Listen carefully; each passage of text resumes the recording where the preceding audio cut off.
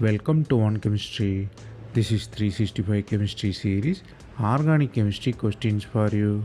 Here you have cyclohexane, side chain you have methyl and acid. You are using iodine and sodium hydroxide. You should find what will be the final product.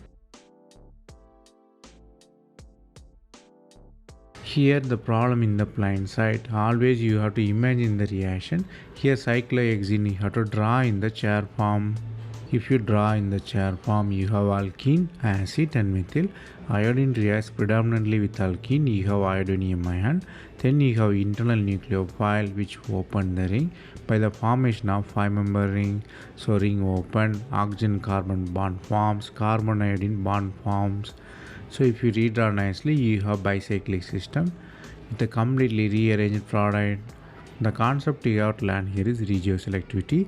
Ring rigidity can dictate the stereoselectivity.